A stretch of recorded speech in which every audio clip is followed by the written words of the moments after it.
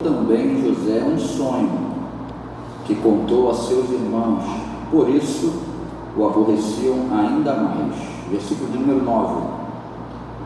E sonhou ainda outro sonho e o contou a seus irmãos e disse: eis que ainda sonhei um sonho, e eis que o sol e a lua e 11 estrelas se inclinavam a mim. Você pode glorificar a Deus por esta palavra maravilhosa, né? Esse texto fala a respeito de um jovem chamado José. Ele entra no cenário, ele entra na história, porque Deus havia, depois que o homem pecou lá no Jardim do Éden, Deus havia traçado um plano, né, para que o homem voltasse para ele.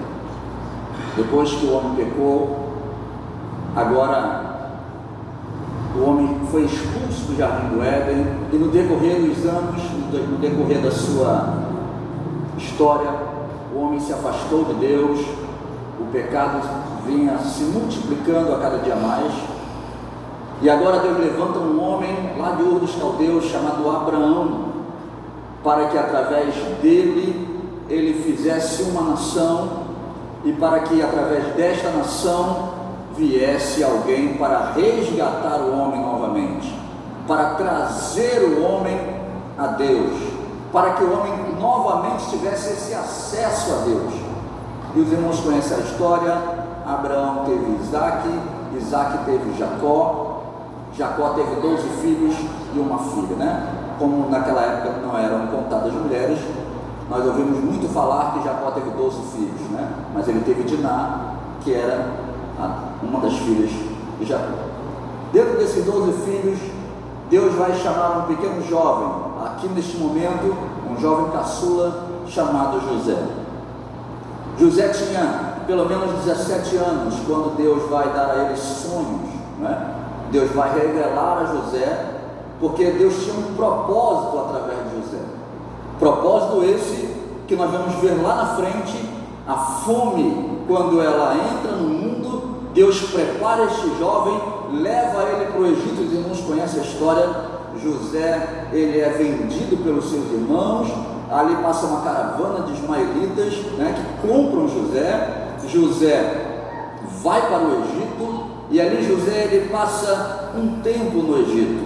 Diz a palavra do Senhor que Deus era com José. Então, para que você possa entender nesta introdução, José era o 11º filho de Jacó com Raquel.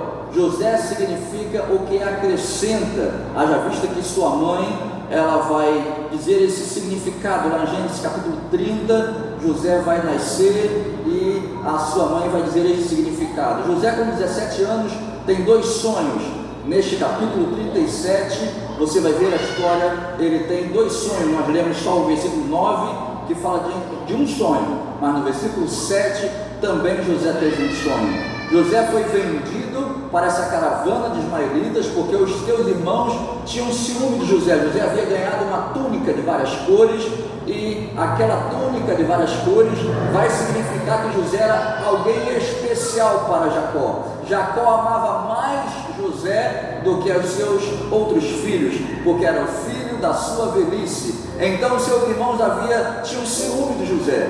Então eles vão aproveitar aquele momento que eles estavam sozinhos, e ali vão vender José. Aquela caravana de ismaelitas, lá no capítulo de número 39, vai vender José também lá no Egito para Potifar, o eunuco de Faraó, com apenas 17 anos. E os irmãos sabem que o escravo, ele não tem uma vida boa, né? O escravo, ele é subordinado ao seu senhor, ele vive para o seu senhor, ele trabalha para o seu senhor. E os irmãos conhecem a história. José a mulher de Potifar vai tentar José vai ser fiel a Deus, não vai ceder, e aí ele vai para o cárcere. Ele permanece ali pelo menos 2 anos, pelo menos. E aí eu estava meditando nesse texto hoje, como Deus está em silêncio no decorrer da história da vida de José. José temente a Deus, José honrava a Deus, obediente ao seu pai. Glórias ao nome do Senhor. E nós vamos ver na história Deus em silêncio. Deus havia dado um sonho para José, e a partir desse sonho José vai contar inocentemente aos seus irmãos, e por causa deste sonho há esse ódio, há essa mágoa, esse ciúme. E aí José passa por todo esse processo. Precipitadamente ele conta, os seus irmãos vai o invejar por causa disso, haja vista que o sol, a lua e 11 estrelas se prostraram no sonho, e alguém vai dizer: será que você vai dominar sobre nós? Ah, você é o menor. O texto bíblico vai dizer que por causa deste sonho, por causa dessa precipitação, dessa inocência, ao ter contado o seu sonho, José agora vai ser vendido, José agora vai passar por todo esse processo. Quantos aniversários sem o seu pai? Quantos anos sem a sua família? E aí eu começo a meditar que isso acontece conosco. Muitas das vezes oramos e Deus não nos responde. O que é o silêncio de Deus para você? Eu não sei se você já se perguntou isso. Eu já fiz essa pergunta. Por que o Senhor fica em silêncio quando clamamos, quando choramos, quando pedimos algo, quando a coisa está difícil e só piora e Deus não fala conosco? Quantas das vezes José clamava ao Senhor no cárcere: Senhor, tem sido fiel, Senhor, o Senhor sabe que eu não fiz nada com aquela mulher e agora eu vim parar aqui. Talvez seja essa a indagação de José. Quantas lágrimas ele derramou ali no cárcere, inocentemente, porque ele não cedeu à tentação, e aquela mulher vai mentir, e Potifar vai acreditar nela, e ele vai para o cárcere. E Deus em silêncio. Quantos estão passando prova? Quantos estão passando prova? Eu pensei que estava todo mundo na bênção, né? Alguns demoraram a levantar a mão. Quem estiver na bênção, dá glória a Jesus. Mas se você está na prova, se Deus ainda não te respondeu, se a coisa está feia e parece que Deus não está te ouvindo, Deus está falando com você aqui nesta noite. Quem sabe hoje Ele reservou um dia, separou este culto para falar contigo. Eu estou contigo, eu estou em silêncio, mas eu não te abandonei. Eu estou no seu arco. Aleluia, glórias ao nome do Senhor. E eu aprendi algumas lições com o silêncio de Deus na vida deste jovem. Eu quero compartilhar com vocês. Primeiro, Deus estava preparando José para um propósito maior.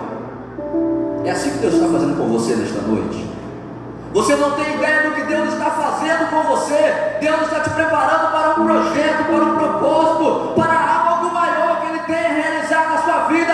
Então não pare, não murmure, não reclame, simplesmente adore, porque vem algo superior para a tua vida nesta noite. Eu creio assim. José estava sendo preparado, porque lá na frente a fome iria bater. E se Jacó e seus filhos estivessem lá em Canaã, eles morreriam de fome. E o propósito de Deus em nascer Jesus nesta nação seria aniquilado. Então Deus estava preparando José para algo maior. E ele não estava vendo, ele não estava percebendo, mas Deus estava forjando aquele jovem para esse propósito. Imagine os irmãos, se José não estivesse ali, a fome viria, porque era propósito de Deus. Jacó e seus irmãos não iam ter alimento, ia morrer. E o propósito de Deus, a nação escolhida de Deus para que viesse Salvador do mundo, estaria se sucumbindo nesse momento, por causa da fome. Então Deus leva um jovem para o Egito, prepara ele, coloca ele como governador, prepara para que ele possa guardar alimentos, para que a nação de Israel viesse para o Egito para Deus preservar esta nação para um propósito maior, que era através desta nação vir o Salvador. Então, eu aprendi com esse texto que Deus tem um propósito na nossa vida, e ainda que nós não estamos vendo hoje, e ainda que as coisas não estão fluindo hoje, lá na frente você vai dizer: Senhor, muito obrigado, porque hoje eu entendo o que o Senhor tinha na minha vida. Talvez você não entende hoje, mas o que eu entendo é que nós não precisamos ceder, porque se você ceder, Deus não vai cumprir aquilo que Ele tem na sua vida. Você está sendo testado por Deus. Este moço passou por tudo isso porque Deus estava preparando José por um propósito ainda maior. Em segundo lugar, eu aprendo que Deus usa circunstâncias desfavoráveis aos nossos olhos para cumprir a sua vontade. Talvez o que você esteja passando parece que não vai fluir, não vai acontecer o milagre, parece que está difícil, mas através desta situação Deus tem propósitos e Ele vai cumprir na sua vida, porque Ele é Senhor e Ele nunca perdeu o controle.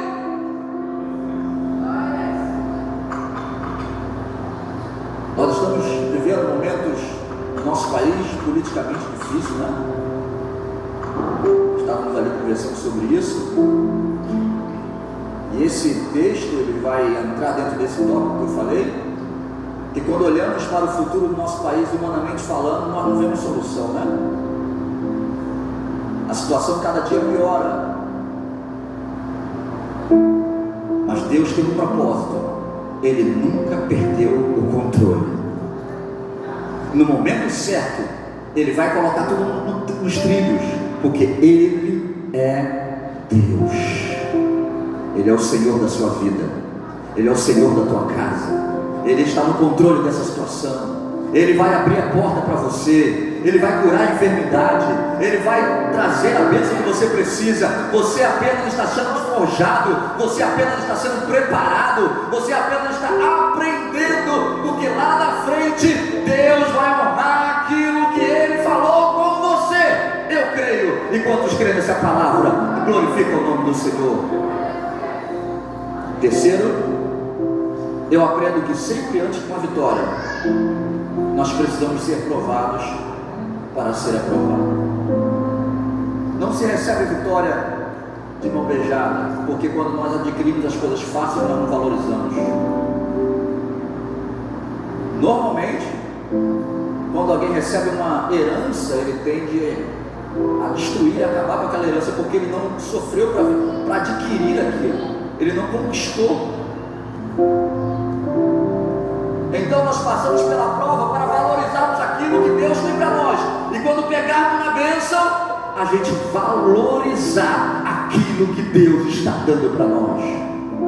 A oportunidade que de repente vai chegar e você precisa segurar, então fique atento. Deus está falando ao teu coração, a vitória vai chegar. Não murmure, não reclame, apenas dê glória, apenas glorifique o nome do Senhor, porque Deus está provando você, mas Ele vai te honrar em nome de Jesus. Quantos creem nessa palavra? Eu profetizo que Deus vai honrar na tua vida. Apenas creia, apenas dê glória, apenas passe pela prova dando glória, apenas não murmure. Eu creio e declaro, profetizo sobre tua vida, sobre tua casa, sobre tuas finanças, a bênção do Senhor.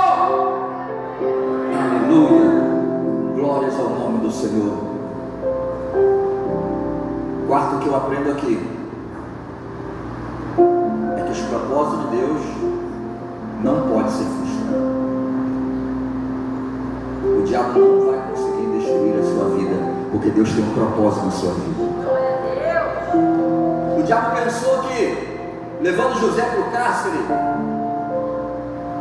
estava acabado o propósito, estava destruído o propósito. Naquela época não tinha câmera, não tinha como provar, né? Provavelmente ele ficaria ali depois da vida, não tinha como provar a palavra de um contra a palavra do outro. Então provavelmente ele ia passar o resto de sua vida ali, não tinha como sair, até que Deus vai colocar colocar, olha irmãos, como Deus coloca as situações. O padeiro, o copeiro, irmãos conhecem a história. José vai interpretar os sonhos daqueles dois. E eu aprendo que quando Deus quer te dar a vitória, Ele tem situações, Ele tem algo para realizar no meio dessa história, para te abençoar. Quando o povo estava no Egito, Deus usou Moisés. E na Babilônia, quando não tem ninguém, Deus usa o próprio rei, como Deus usou Ciro, para tirar o povo, para liberar o povo. Porque os planos de Deus não podem ser frustrados. Diga para o irmão que está ao seu lado: os planos de Deus não podem ser frustrados. Então levante as suas mãos, receba nesta noite o que Deus preparou para a tua vida. O milagre que Deus tem para a tua vida vai acontecer em nome de Jesus. Você pode glorificar ao Senhor por isso? O que Deus preparou para a tua vida está lá guardado. Vai chegar a vitória. Não murmure, não olhe para trás, não olhe para o sucesso do ímpio. O que Deus preparou para a tua vida vai acontecer. Eu profetizo a bênção de Deus sobre a tua casa. Eu profetizo a bênção de Deus sobre a tua família. Eu profetizo resposta de Deus hoje. Se você recebe, adora o Senhor, levante suas mãos, glorifique ao Senhor, exalte o nome do Senhor. Neste primeiro culto do ano, Deus te trouxe aqui para dizer: este ano é o ano da tua vitória.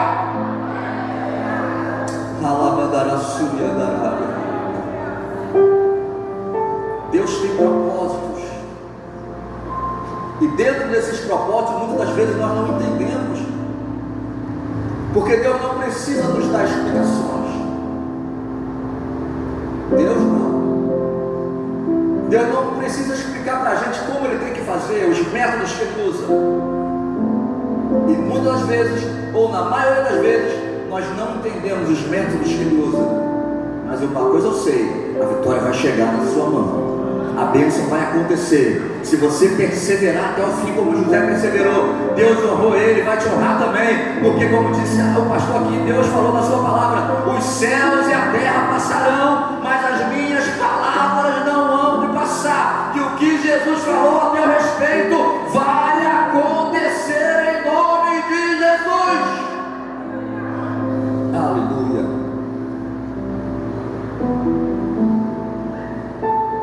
Glória a Deus. Mas o segredo, em quinto lugar, eu aprendo que o segredo está na nossa fidelidade. Deus não tem prazer daquele que olha para trás. Deus não tem prazer daquele que caminha e daqui a pouco ele volta, porque não aguenta a luta, não aguenta a dificuldade. Eu sei que é difícil. Eu sei que talvez eu não estou vivendo o que você está vivendo, e só quem vive é que sabe, né? Quem está de fora vê de um ângulo, quem está de dentro sabe exatamente o que está passando. Mas Deus está com você. Deus te vê, Deus te conhece. Quando você chora, Ele está enxugando suas lágrimas. Quando você deita na sua cama e você começa a falar com Deus, parece que Deus não está te respondendo, mas Ele está ali com você, Ele está ouvindo você, como Deus esteve com José naquele cárcere, mas estava em silêncio. Deus estava preparando o momento certo para o abençoar, e Deus está preparando o momento certo para te abençoar. Deus talvez vai usar alguém para você, Deus vai colocar alguém no teu caminho, mas a vitória vai chegar na tua mão. Quantos creem? Quantos recebem essa palavra? Aí como Deus faz? Simplesmente aqueles dois jovens tiveram um sonho. Olha como Deus usa meios para tirar o justo. Olha como Deus usa meios. Se não tinha como ele sair mais dali, Deus vai dar um sonho àqueles jovens, e José vai interpretar.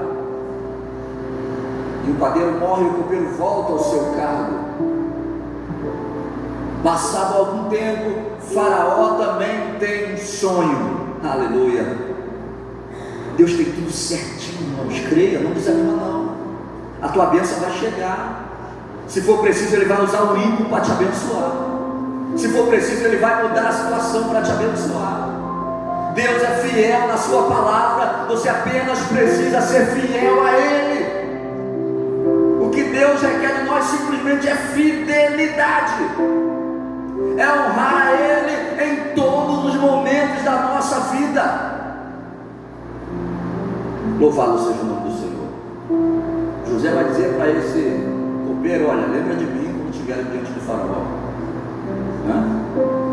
O que José podia fazer que Deus não iria fazer por ele?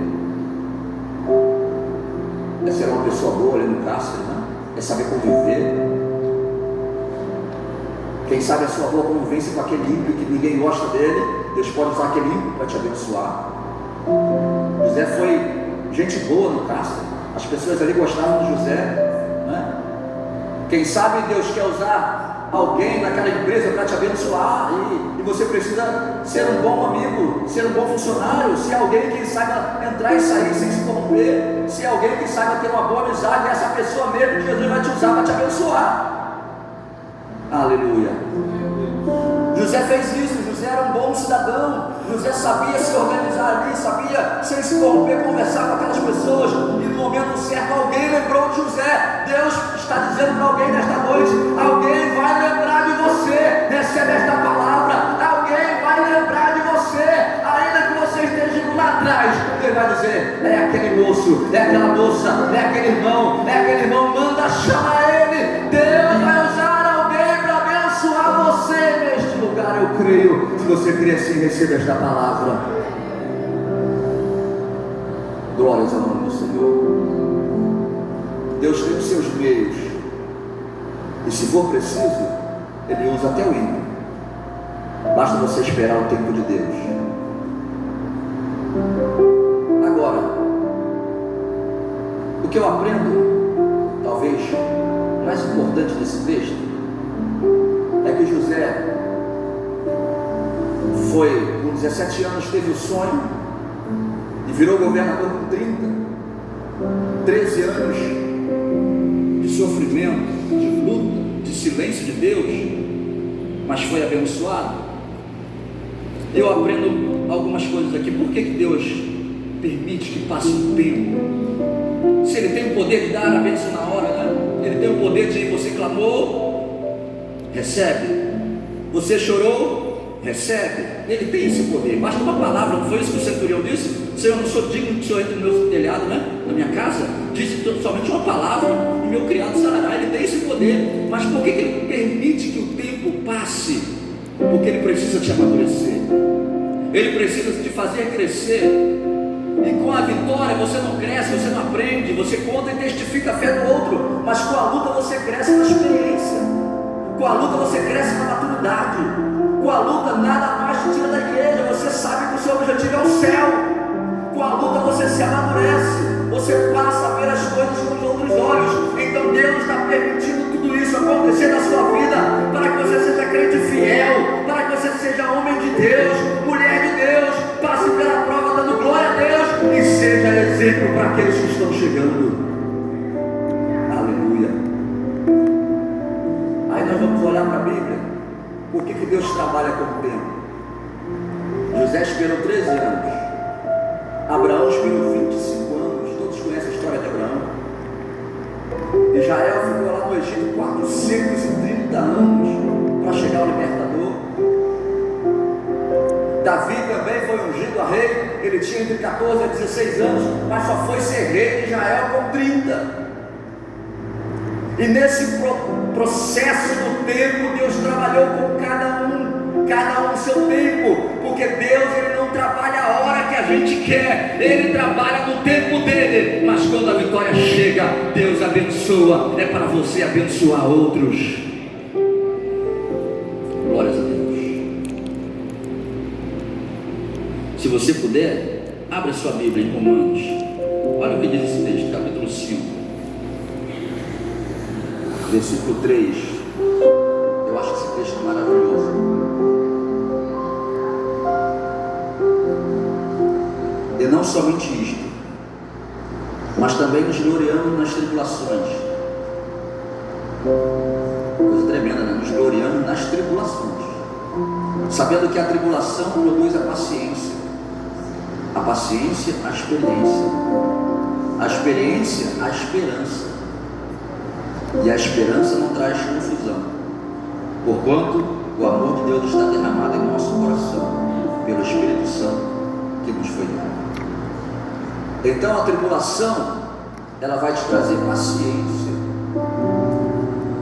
você vai aprender a esperar, porque não é na hora que você quer, não é na hora que eu quero, é no tempo dele.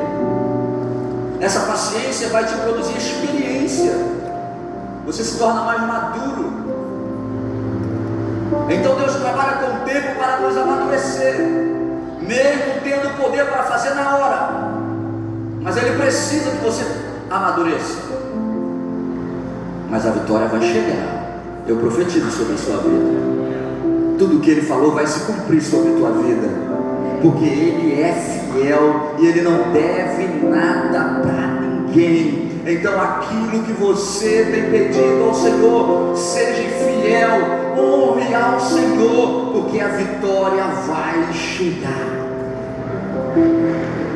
Finalmente o faraó tem um sonho, ninguém consegue interpretar, até que este copeiro, ele vai lembrar de José. Olha, lá no caso tem alguém lá que costuma interpretar sonhos, e tudo que ele falou a respeito do meu sonho se cumpriu. Eu voltei para o meu cargo, e aí o faraó manda chamá-lo, né? A maior autoridade do Egito manda chamá-lo. José interpreta aquele sonho,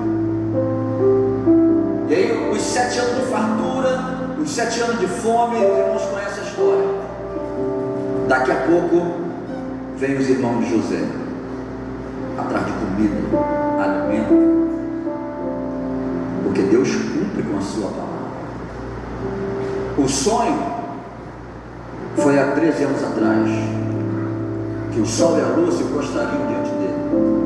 Agora José, já com 30, já maduro, já um homem, a Bíblia vai dizer que se cumpre a palavra do Senhor.